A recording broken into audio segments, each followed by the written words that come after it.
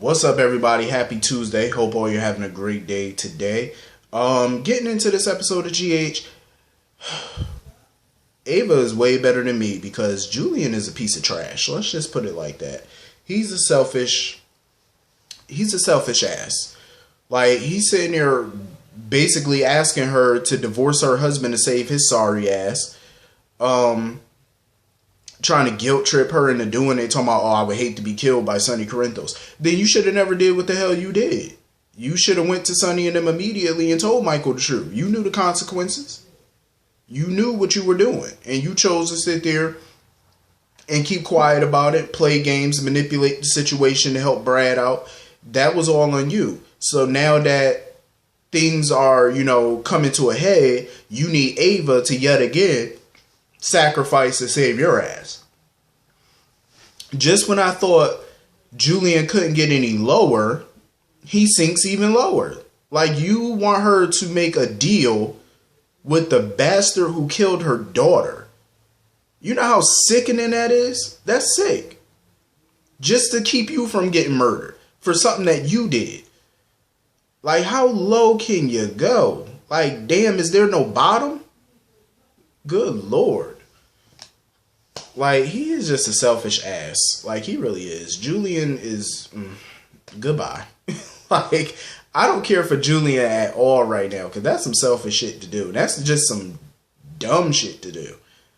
Asking your sister to make a deal with the piece of crap, the psychotic person that murdered her only... Well, I can't even say her only child, but her oldest child. Her firstborn daughter that she spent years raising, years with, and you just want her to make a deal with this guy just to save your skin. That's sad. That's pathetic. That is sad as hell. Honestly. Ava better not do it. That's all I can say. She better not.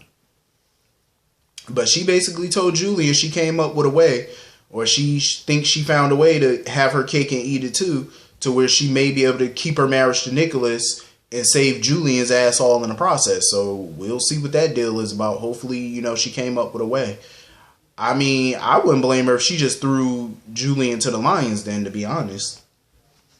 I couldn't blame her. Ryan is still being a sicko. Like, he's all up in arms and all in a tizzy because Ava was late showing up to her visit with him or whatever. Ryan, calm your crazy ass down. But even he noticed that there's a spark between Ava and Nicholas. But Ava continuously denies it.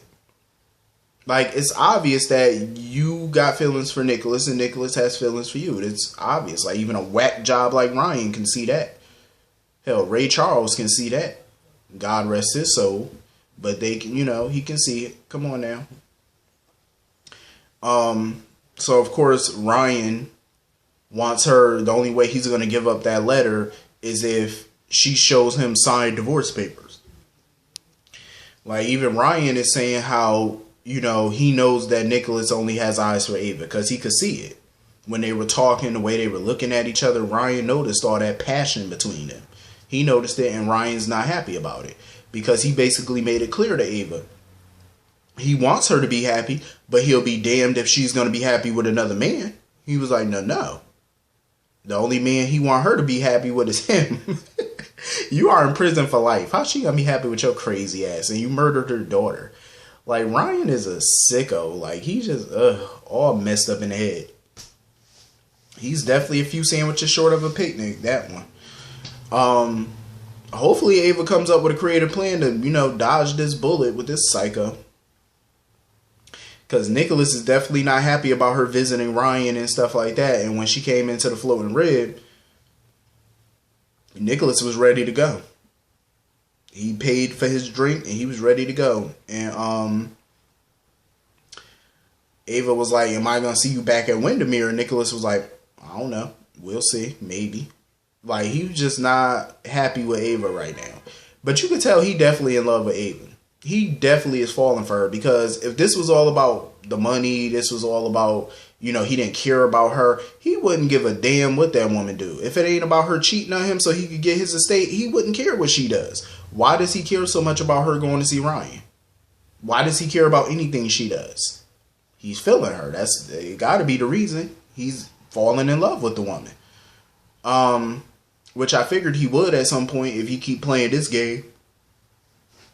But we'll see. I like her and Nicholas together though. I kind of do. So anyway, moving on from that.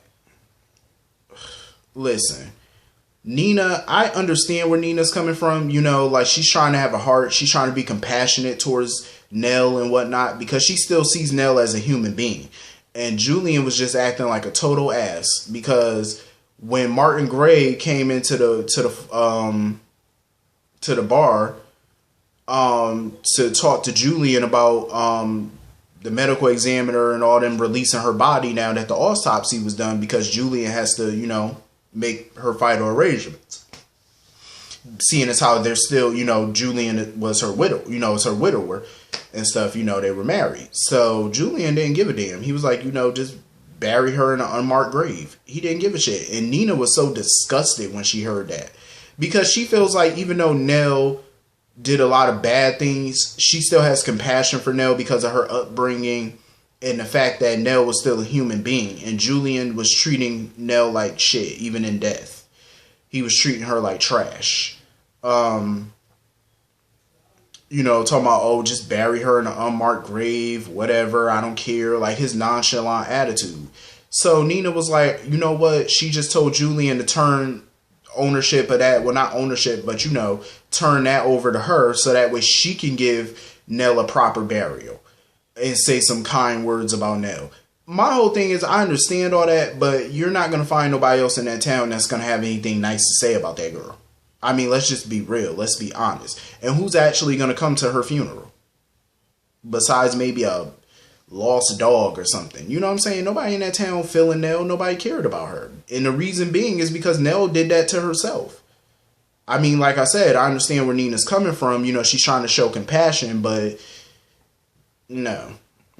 I don't have none because at the end of the day, I agree with Jax. And Jax was trying to tell Nina this. Like, yes, Nelle had a bad childhood. You know, her father didn't give a damn about her. Frank Benson didn't care about her. She grew up poor from the other side of the tracks. We get that. And I agree with Jax. But there's so many other kids out there who were raised like that, who were born like that. You know, with a parent who didn't give a damn. Or they were born poor. But they're not out here manipulating, killing people, attempting to kill people, blackmail people, manipulate people. They're not out here doing that. Nelle did those things. And she can't blame her woe is me, poor lifestyle on her behaviors. That's not a defense. And I'm glad Nina was like, well, I'm not excusing her or defending her actions, nor should you. Because that's not a defense. Plenty of people had a rough lifestyle. Plenty of people. You had people who grew up homeless, grew up in the foster care system, but they still turned out all right as an adult. They didn't go around trying to blackmail people. They didn't go around killing people. So that right there is no excuse and it's no defense. She did what she did. And if the whole town talk shit about her and they can't stand her and they're happy that she's gone, it is what it is. Can you blame these people? Look at the hell she done put them through. Like, look at all the mess that she done caused. Can you really sit there and blame them for being happy that she's gone? And I mean, I agree with Jax. Yeah, nobody wanted her dead per se. You know what I'm saying? They might have joked around about it or said it in the heat of the moment. But, you know, they're not happy that she's dead. They're just happy that she's gone. They would have been happy if she was just stayed in prison.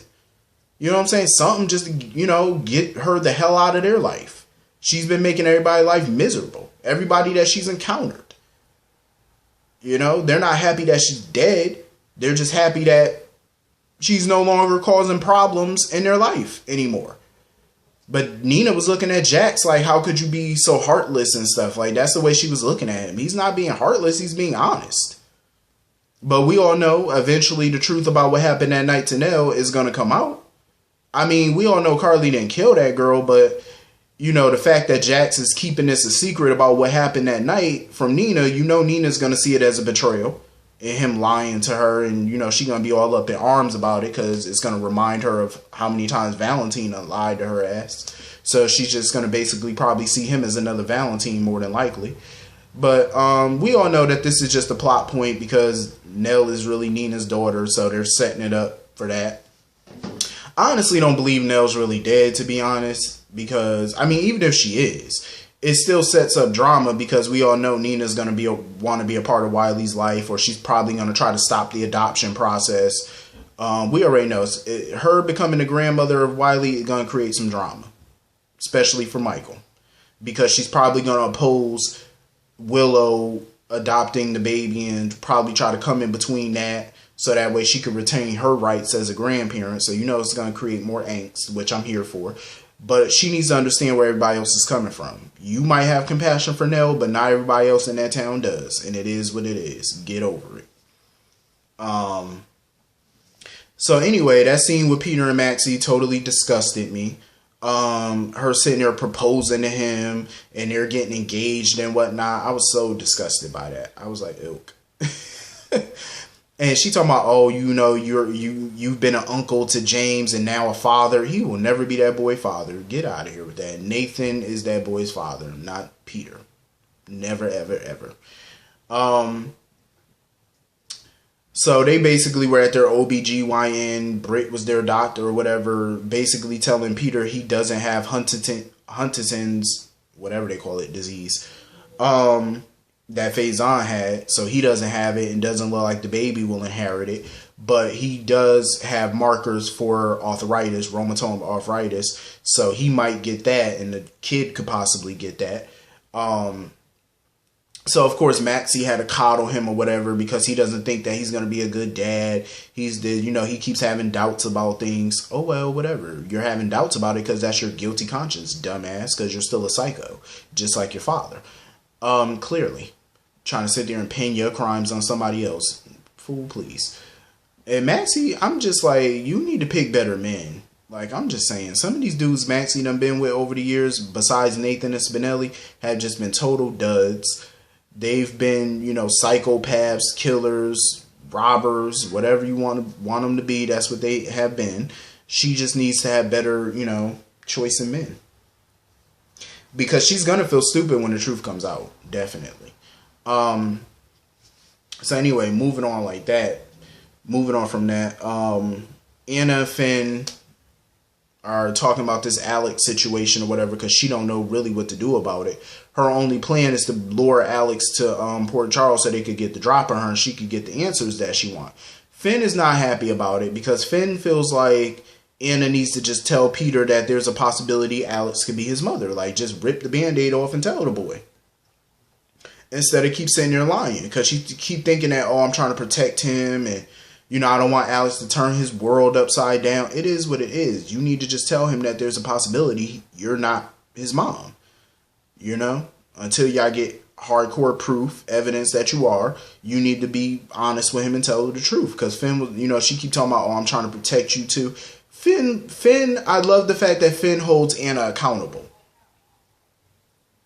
He does. He holds her accountable for her messed up actions by letting her know, don't try to use me as a crutch. Don't try to use me as an excuse. I don't need you to protect me. I'm a grown ass man.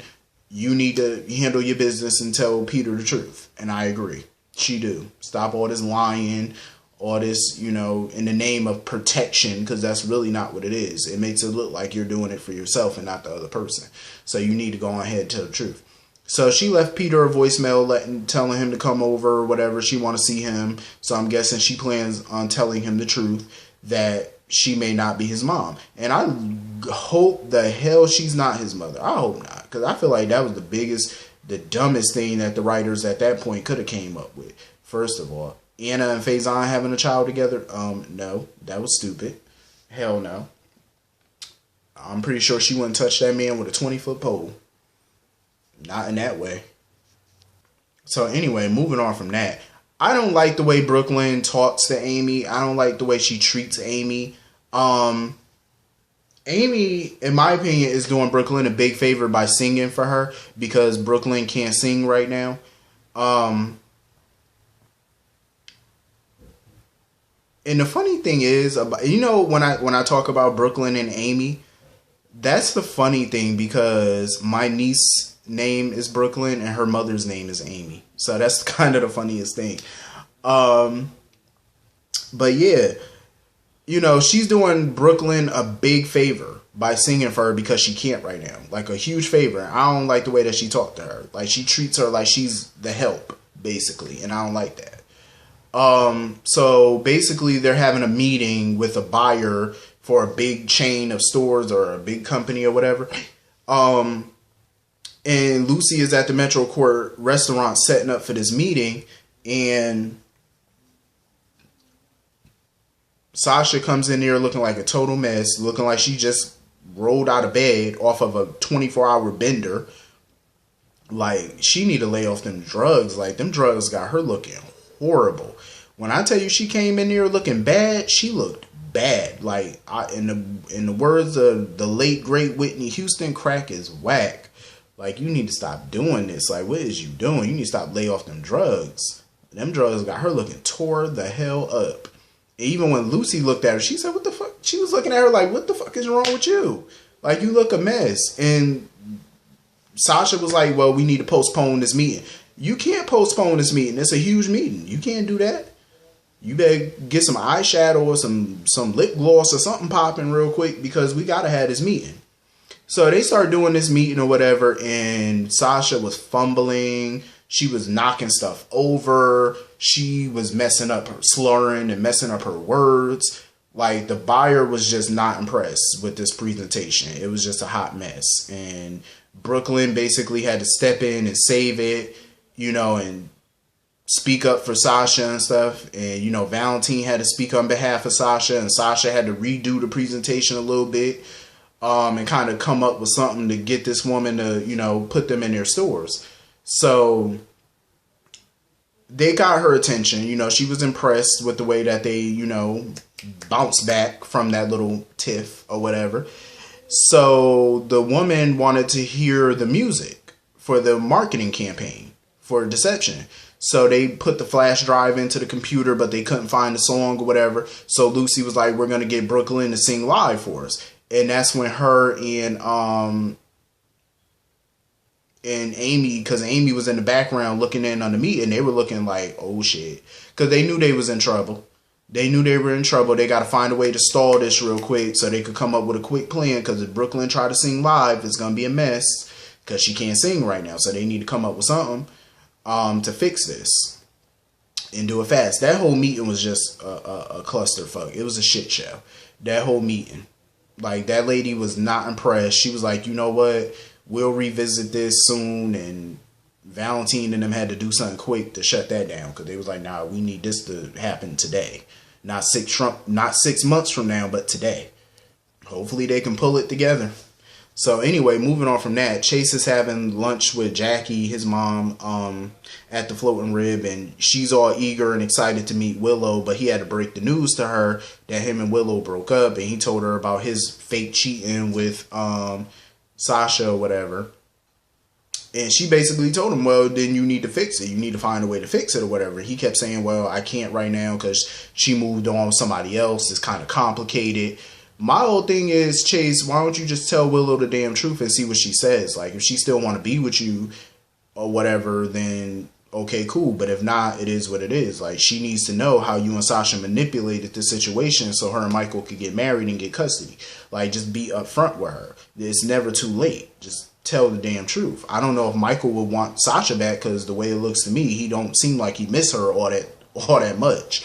So he might not want Sasha back. Because it seemed like even when he was with Sasha, the way he kept looking at Willow looked like he was feeling Willow even when he was with Sasha. So he might still want to be with Willow. And now that Sasha and that stuff, I'm pretty sure he really ain't going to want to be with her. So it is what it is. Just figure it out. Figure out a way to move on, I guess. So he wants Jackie to help him repair the relationship between Finn and their father. Jackie was like, nope. Jackie said, hell no, I ain't getting involved in that. She said, what's done is done. You need to stay out of it. That's very telling. The fact that she doesn't want to get involved in that tells me that it's more to the story. And the way she kept on warning Chase not to get involved, to get out of the way of this war, I'm like, yeah, something went on. And she made reference to the fact that her and Finn were basically around the same age. Something tells me they slept together back in the day. And that Chase is the product of that sexual encounter. Because something tell me something happened between her and Finn. Because she did say they were around the same age. So y'all definitely knocked some boots back in the day. And here go y'all child. I'm just saying. Because if y'all never had sex or nothing like that, why would you be opposed to bringing the family together? Like, why would you be opposed to that? And why would you warn Chase to stay out of it if nothing happened? So something happened. Something happened. And I think she don't want Chase investigating this, or she don't want Chase to dig around for clues or answers or try to fix it, because somebody gonna say something or slip up and say something and the truth gonna come out. And she's trying to protect him from that. She don't want the truth to come out, because it's just going to open up a whole damn can of worms. But it's going to come out because you know Chase. He's not going to let this go. He ain't going to let it go. And he keeps trying to blame Finn for it, thinking that Finn is the reason that the family can't be together. Oh, Finn ain't the only reason. Finn is not the only reason y'all can't be together, son. And I say that literally, son. That's why they can't be together. So anyway, this was a decent episode today. Hit the comment section. Let me know what y'all thought about this episode. I will see y'all all later. Hope you all have a great day. Peace.